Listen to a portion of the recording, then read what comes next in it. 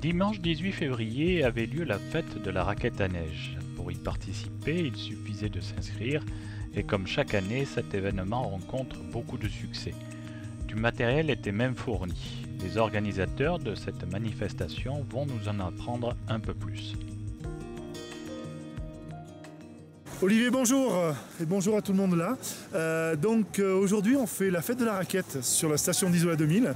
On a l'office de tourisme d'Isola 2000, la scène des cimes d'Isola 2000 qui nous ont aidés sur cette animation. Nous, les accompagnateurs en montagne, donc syndicat des accompagnateurs en montagne du 06, on est professionnels de la montagne et on accompagne des gens sur des randonnées raquettes. Aujourd'hui c'est la journée nationale de la raquette un peu partout. On est là pour faire découvrir la raquette, découvrir aussi tout ce qui est sécurité autour de la raquette, comment partir en montagne, qu'est-ce qu'il faut regarder avant, la météo, le BRA, tout ça vous allez l'apprendre, je vous en dis pas plus. Par contre, donc aujourd'hui, on a 3 types de randonnées. Une randonnée sportive, au-delà des frontières, donc on va sur l'Italie, on va musarder un petit peu sur l'Italie. C'est une randonnée de 5-6 heures. Et on revient pour 15h30 ici. Une deuxième randonnée qui va partir aussi vers 10h, qui est une randonnée tracé indice. On se sert des remontées mécaniques pour monter vers le haut de la station. Et après on va bille-bauder. Bille-bauder, c'est ce que fait le renard. Il va chercher sa nourriture, donc il bille-baude. On va bille-bauder pour essayer de trouver des traces et indices des animaux qui sont dans le coin. En plus, il a neigé un petit peu hier, donc il va y avoir des traces et des indices. C'est une randonnée de 3-4 heures avec un petit pique-nique que chaque personne participant va prendre et vous êtes accompagné avec un accompagnateur en montagne. Troisième type de randonnée, et là c'est les randonnées découvertes, c'est pour donner envie aux gens de venir refaire de la raquette à neige. Donc là vous partez sur des randonnées de 1h30 avec un accompagnateur. Et vous allez suivre une petite rivière au soleil. Là aussi, on va chercher les indices, les traces. Et vous avez un atelier que l'on met en place actuellement avec les CRS, donc CRS 06, qui sont les professionnels de la montagne de la sécurité. Et on va faire une recherche DVA, donc une recherche de victimes d'avalanche. On va vous apprendre à le faire et vous allez pouvoir le faire. C'est ludique, c'est sympathique et tout ça. Voilà. Bon, merci beaucoup. Après avoir réglé les raquettes à notre taille, le groupe que nous allons suivre se dirige vers la télécabine de Pellevos pour rejoindre le parcours trace et indice dont le départ se fait au sommet de celle-ci. C'est Jean Capitan qui sera notre guide pour ce parcours à la découverte de notre environnement. Non, pas moi. Non. Bon. Vous n'êtes pas trop rouillé, c'est le début des vacances? Allez, c'est parti alors. On va s'extraire un peu déjà.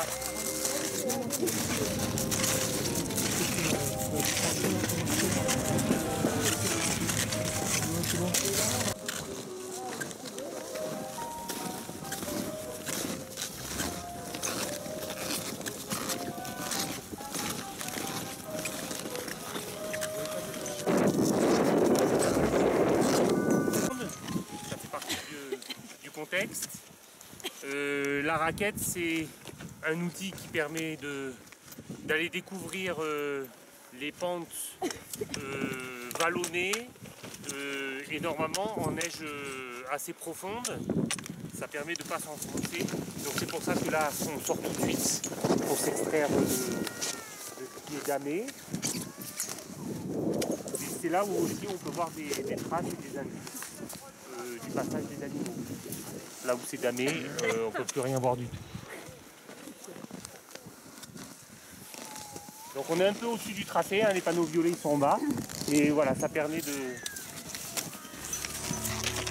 Voilà, comme l'a indiqué Jean Capitan et profitant de son expérience, nous allons évoluer quelque peu en dehors du tracé balisé, contrairement à l'autre groupe qui se trouve en dessous de nous et auquel j'ai fourni une petite caméra à l'un de ses participants.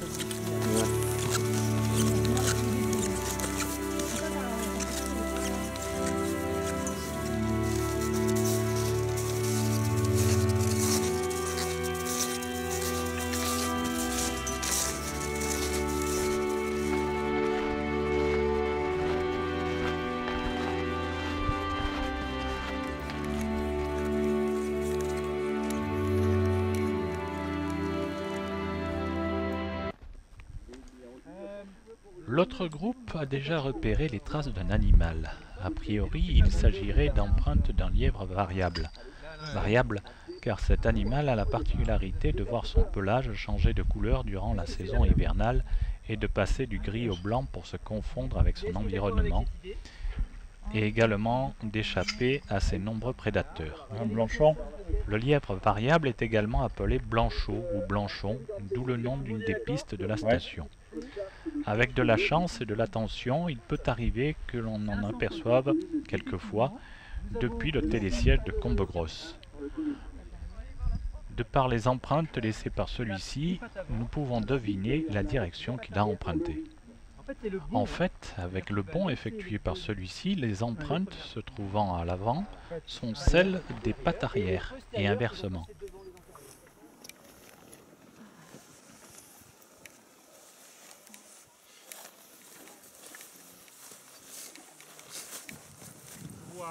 Du manteau neigeux, c'est la ressource en eau qu'il représente au moment du printemps, puisque tout d'un coup, le manteau neigeux il fond et il produit une très grosse quantité d'eau au même endroit.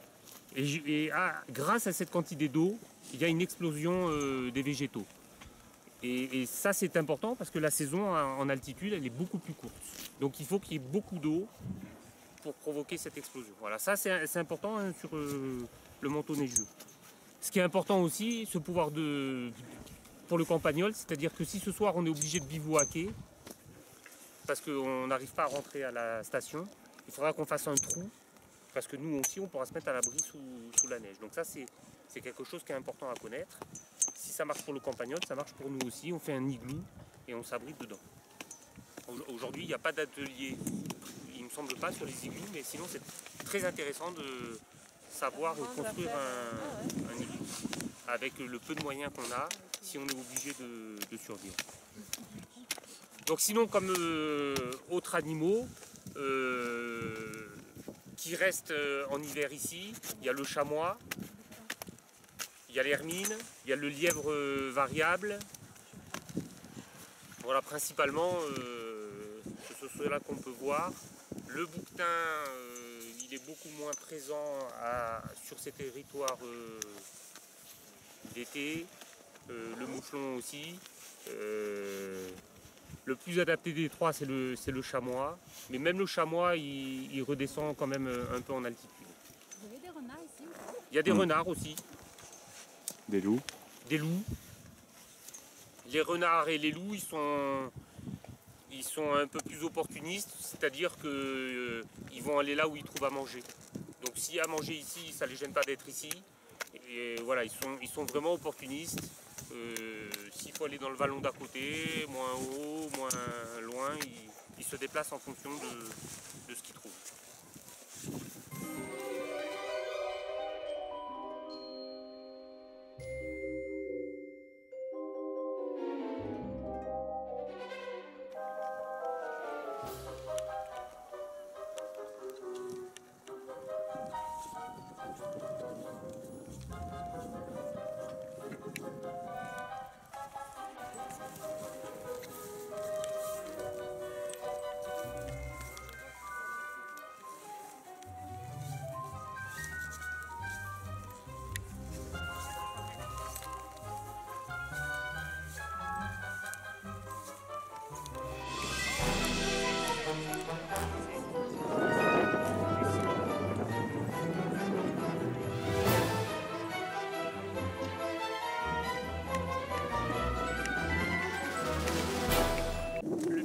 Au-dessus de nous là, ça c'est un appareil de la station pour déclencher des avalanches en prévention.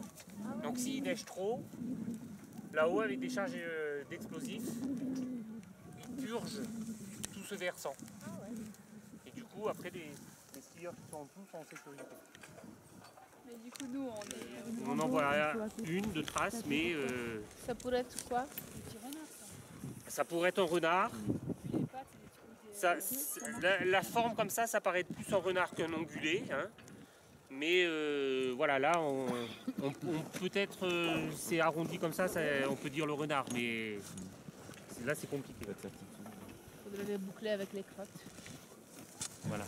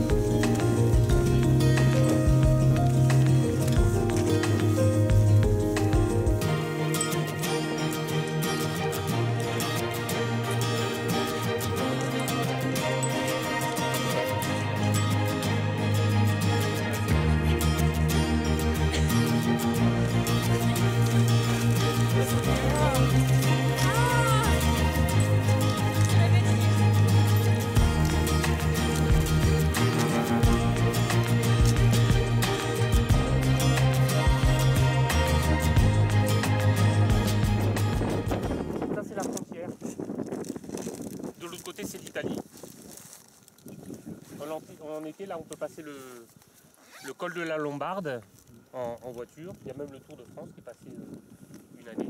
Le Giro aussi. Le Giro. Le Giro aussi. Voilà, donc on peut redescendre sur Sainte-Anne de Valdieri.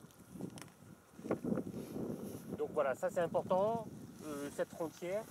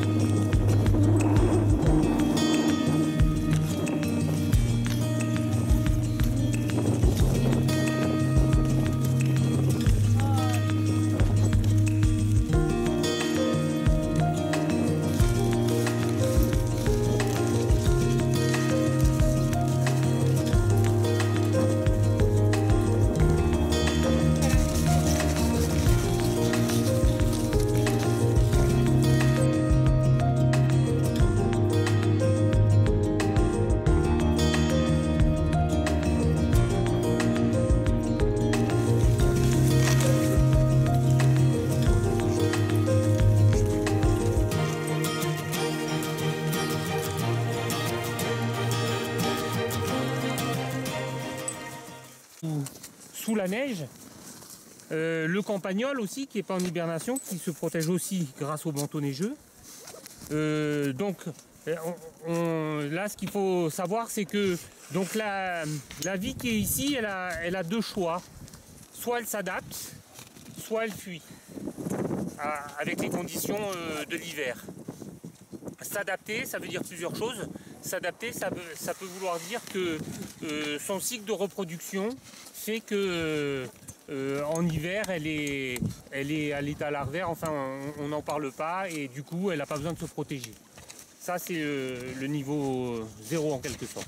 Elle adapte son cycle annuel.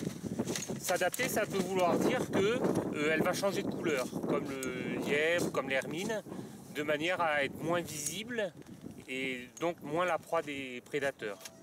Ça peut aussi vouloir dire qu'elle va au contraire foncir. Comme le chamois, il va avoir un poil plus foncé en hiver pour capter la chaleur du soleil. Là, sur le chamois, je suis à cheval.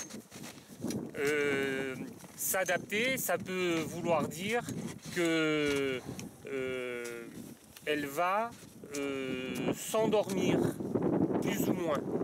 Donc, le premier stade, c'est le sommeil qu'on peut appeler la torpeur hivernale, comme l'ours ou le blaireau. Donc ils vont garder une certaine activité, mais très faible. Ils vont se réveiller quelques fois dans l'hiver. Leur mode d'adaptation, de protection, ça va être de vraiment réduire leur activité.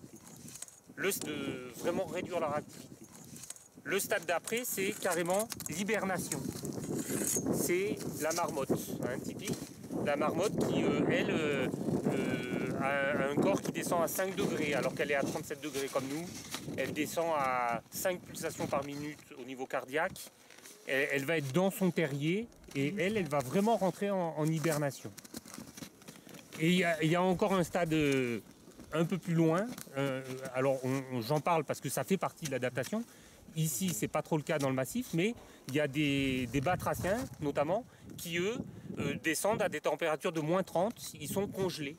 Ah ouais ? Alors, quand on cryogénise aujourd'hui un être humain, on ne sait pas le récupérer dans quelques centaines d'années, mais une grenouille, elle peut descendre à moins 30 degrés sans que ses liquides gèlent, et donc, au printemps, elle va pouvoir se décongeler et continuer sa petite vie. Alors que nous passons à côté de traces de renards, nous rejoignons la station.